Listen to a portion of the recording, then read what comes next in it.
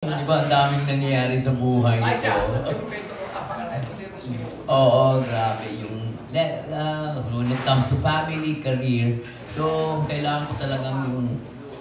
Actually, sabi ko kay Comen, yung surrender is not an option. Kasi hanggang ngayon, sa aking pagkakaalam na never ako, pag nadapaman ako, kailangan bumangon, na nung natakot sa mga nangyari sa panahon na nagkaroon tayo ng pandemic, na kung saan tayo kukuha, lalo na mga artista na yun lang lamang ang tanging paraan kung paano kami kumita.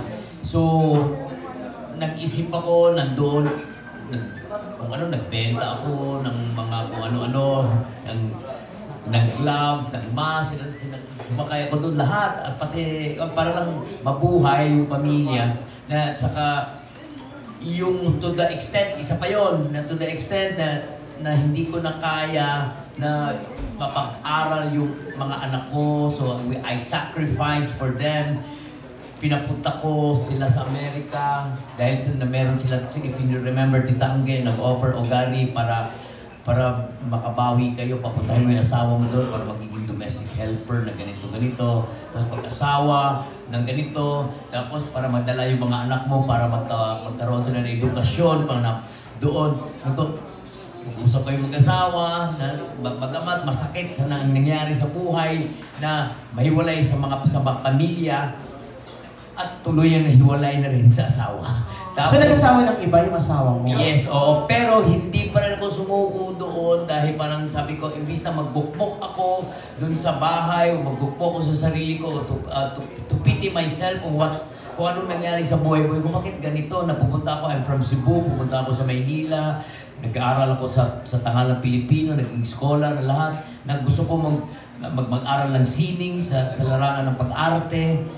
And ganun, bagamat ganun naman nangyari, talagang bumangon ako kung ano man ang mga nangyayari doon. Along the way, pinilit ko yung sarili ko na parang, hey guys, eto, sa mga taong tumulong sa akin at nakiramay. Walang pakya. Ay, hindi, wala. Hindi, sa akin. And now, pagsabi nila, buhay pa si Tanggi, Gary, ano ba, wala ka nang pera, bakit panay nasa golf course ka? Parang gano'n ko. Hindi naman po. Kasi libre naman po yun.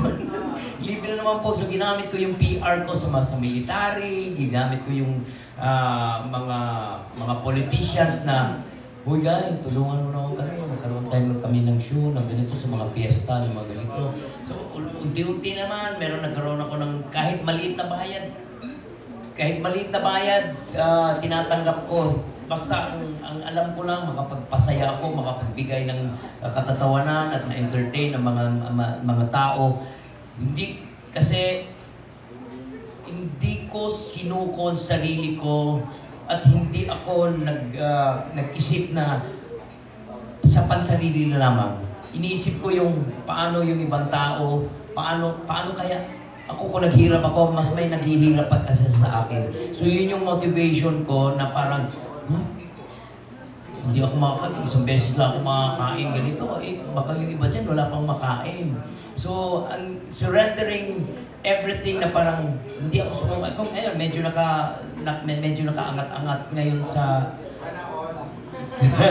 medyo nakaangat. And itong yung eye-opener ni Kong Adamat na actually lahat tayo kinabahan nung pandemic. Anong mangyayari sa atin? Nagbenta ako ng dog shampoo, nagbenta ako ng... hindi ko na lang binenta yung sarili ko. Kasi walang tatanggap. Walang bibili. Yun na lang ang kulang. Lahat. Pati yung dog shampoo, nagbenta ako, pati yung cat. Ginamit ko ba yung dog shampoo? Oo. Dog style yung benta ka. So anyway, actually gusto ko itong dadagdag ko lang dun sa sinabi ni Kong Adamat na surrendering is not an option. Like kaya mga kabataan natin, mga estudyante ngayon, like for example, there was one time my daughter, ganito, bukas ikakasal siya, nasa Amerika siya na hindi ko makapiling. And para ihatid siya sa aisle, doon sa altar. Pero anyway, di ko alam kung masasaktan ba ako or being a father na wala ako doon na for how many years na hindi ko ginampanan bilang ama ko dahil sa kanyang anak. Pero but still we continued ourselves na parang walang nangyari. Ganun talaga, hindi ako nakarating doon. And there was one time in her life na kumausap sa akin, may nangyari na what do you call this? He committed something on herself. Sinaktan niya yung sarili niya. Pero I was here in the Philippines. Nandun siya ko, magsi-self-pity na naman ba ako? Ganito na.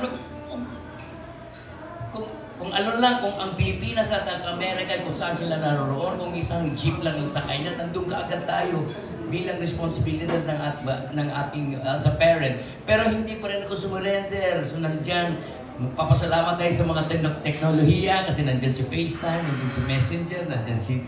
And anyway, so talking about surrendering, wala sa sapang ko yan. Wala sa vocabulary namin yan. So kaya sabi ko sa mga estudyante, they really have to watch this kasi mga estudyante ngayon is really up to ito. Iba na ang bilis nila magdesisyon, ang bilis nila dahil pag nag-depress, parang, so, let's go back. Di ba, ang dami natin na pag-aralan doon sa pandemic? Nagkaroon tayo ng sarili nating diskarte. Nagkaroon tayo mga kaaway natin. Nagkaroon ng realization, ganito palang kakayahan ko. Ganito ang mga pala natin. Yung mga kaaway natin, isipin mo ngayon, naging kaibigan na natin dahil hindi pala kailangan mag-away-away. So this is the film, Blind Soldiers is the right one na sana po tagiligon ninyo at masuportahan ng mga estudyante. And I thank you.